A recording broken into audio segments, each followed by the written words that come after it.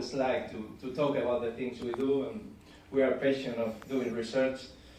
And I will try to catch up because we are late, and that's the usual stuff of the second day of the conference because people usually get out. And I prepared something like 56 slides, so I will jump some of them because I wanted to provide you with the whole view.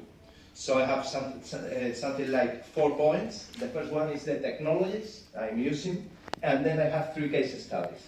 And one of them is the commercial one that Enrique has mentioned. So I have some confidentiality issues, so I will show only the things I can show, but for example, I will show you a real case study using these technologies. And then I will move to 2 other case studies related to the same technology, one on communication and the other one directly on user behavior and consumer behavior using the same technologies, and those are published, so I can provide you with all the information. So that's the idea, and that's the main point. So I was so lucky. We have been working with this company since 2015.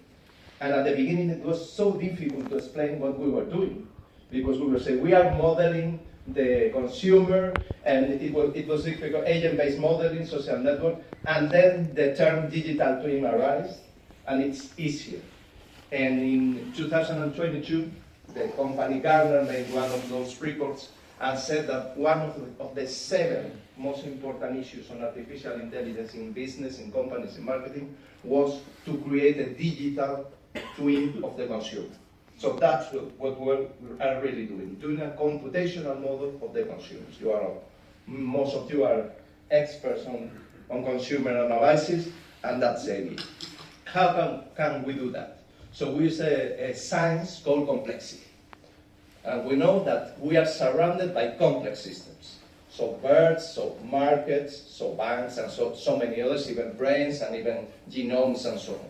So the idea is that we are trying to, my wife, that is a marketer, also is a market analysis researcher, says that in Spanish she says I'm a listo de las papas, that is some kind of a dumb guy that is trying to control everything. And that's the main idea. We are human beings, we want to model the systems we have around to control them.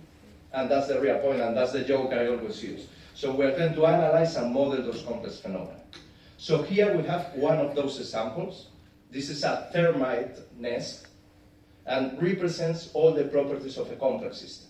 Self-organized, many agents, many independent agents, decentralized, no mastermind centralized control, and the emergent behavior. If we move to the marketing side, we talk about viral marketing, we talk about word of mouth, and those are the most difficult processes we try to model in your environment.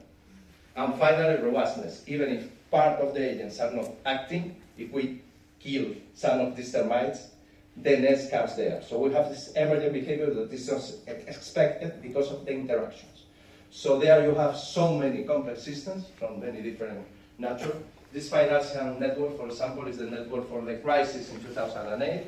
We have the consumer behavior part we are talking about now, and all the omics, genomics, proteomics are complex systems because cancer is because one of the genes are regulating and launching another, triggering another genes, and then we have the disease, and we want to repress, or we want to activate in the same way that when we do viral marketing.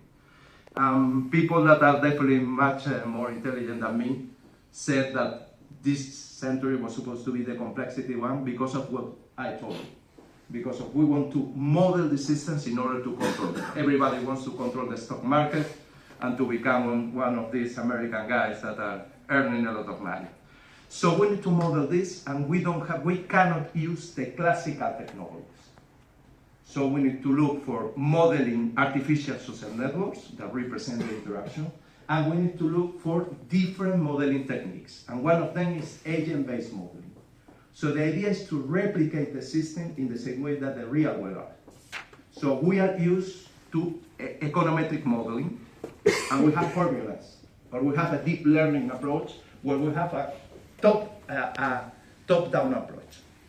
Here you model it upside down. You model thousands of agents that are representing a buyer persona, a prototype user, And if one of these agents that is representing 1,000 people buys Coca-Cola, you note down that 1,000 bottles of Coca-Cola has been sold. So the KPIs are got from an aggregation, and it's a closer model to the real world system we are trying to model.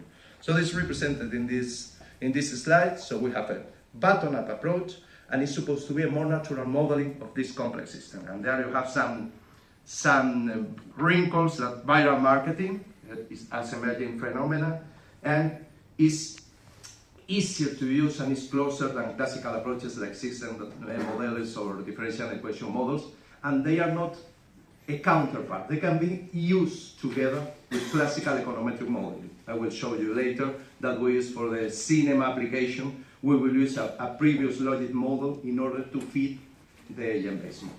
So here is the summary. We have an autonomous individual. If we talk about marketing, it could be a consumer, and it has its own mental state, its own properties, and tends to adapt to new conditions. They can be heterogeneous, or not all the consumers behave in the same way. We have segments, for example, and we have companies, we have consumers, we have other kind of organisms, so we can model all of them using real data. Of course, we try to